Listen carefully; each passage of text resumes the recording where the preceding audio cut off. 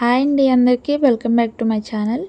ఈరోజు వీడియోలోని బెల్లంతోని సగ్గుబియ్యం అలాగే డ్రాగన్ ఫ్రూట్ యూస్ చేసి చాలా సింపుల్గా హెల్తీగా స్వీట్ ఎలా ప్రిపేర్ చేసుకోవాలో చూపిస్తాను.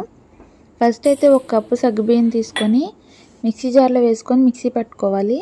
మరీ మెత్తగా పట్టాలంటే అసలు అవ్వదు, కొంచెం బరగ్గానే అనిపిస్తుంది మిక్సీ జార్లోని. అలాగే మిక్సీ పట్టుకొని దీనిలోకి ఒక కప్పు సగ్గుబియ్యంలోకి 3 కప్పుల వరకు వాటర్ వేసుకోవాలి. నేను ఇక్కడ 2 కప్పులే వేసుకుంటున్నాను, కానీ తర్వాత నాకు వాటర్ సరిపోలేదన్నమాట. బాగా అబ్జర్వ్ చేసుకుంది సగ్గుబియ్యం అయితే, అందువల్ల 3 కప్పులు తీసుకోండి మీరైతే. ఇలా కలుపుకొని పక్కన పెట్టుకోవాలి. ఈలోపు బెల్లాన్ని అయితే తురుముకోవాలన్నమాట. 1 కప్పు సగ్గుబియ్యంలోకి నేను ఇక్కడ 2 కప్పుల వరకు బెల్లాన్ని తీసుకుంటున్నాను. 2 కప్పుల బెల్లం కరెక్ట్గా సరిపోతుంది. దీనిలోకి అరకప్పు వాటర్ వేసుకొని కరిగించుకోవాలి.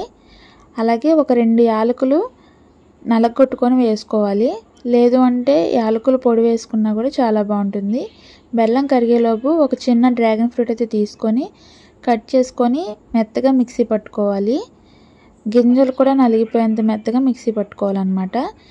ఈలోపు బెల్లం కరిగిపోతుంది కదా, ఏం పాకం అవ్వాల్సిన అవసరం లేదు, జస్ట్ కరిగిపోతే సరిపోతుంది.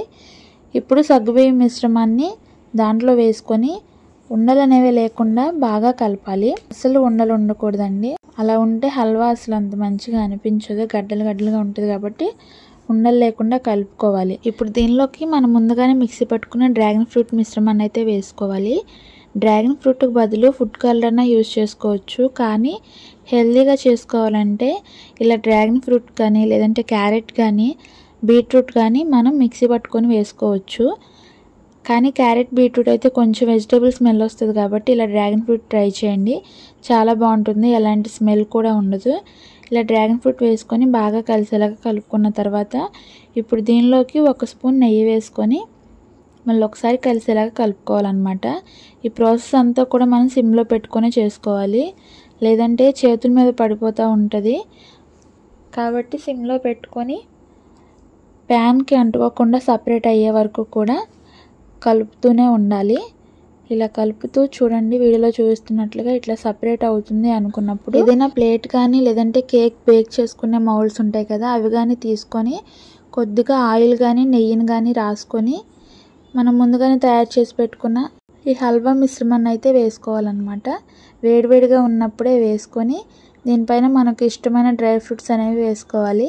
నేను ఇక్కడైతే బాదం పలుకులు వేస్తున్నాను, సగం వరకే వేస్తున్నా, మిగతా సగంలో మళ్ళీ మా పిల్లలు తినరని చెప్పేసి సగం వరకే వేసుకుంటున్నా.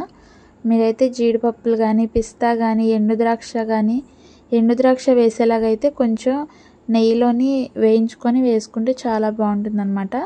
ఇలా వేసుకొని పక్కన పెట్టేసుకొని పూర్తిగా చల్లారిపోనివ్వాలి. పూర్తిగా చల్లారిన తర్వాత వీడియోలు చూపిస్తున్నట్టుగా చాక్తోని అంచులేమటి కట్ చేసుకోవాలి. కట్ చేసుకున్న తర్వాత వేరే ప్లేట్లోకి టర్న్ చేసుకొని మనకు నచ్చిన షేప్లోని పీసెస్గా కట్ చేసుకొని ఇస్తే పిల్లలు చాలా ఇష్టంగా తింటారండి. హెల్త్ కూడా చాలా మంచిదన్నమాట. మనం షుగర్ కానీ ఎలాంటి ఫుడ్ కలర్స్ కానీ యూజ్ చేయలేదు కాబట్టి పిల్లలు ఎంత ఎక్కువ తిన్నా కూడా ఎలాంటి ఇబ్బంది ఉండదు. సగ్గుబియ్యం యూజ్ చేసాం కాబట్టి చక్కగా చలవ చేస్తుంది అన్నమాట. ఎండాకాలంలోనైతే ఈ స్వీట్ తప్పకుండా తినాల్సిందే. చూడండి ఎంత పర్ఫెక్ట్గా వచ్చిందో, ఒకసారి తప్పకుండా ట్రై చేయండి. చాలా సింపుల్గా, అసలు వంట రాని వాళ్ళు కూడా ట్రై చేయొచ్చు, ఈజీగా కుదురుతుందన్నమాట. వీడియో నచ్చితే లైక్ చేయండి, అలాగే మన ఛానల్ సబ్స్క్రైబ్ చేసుకొని సపోర్ట్ చేయండి. Thank you for watching. Bye bye.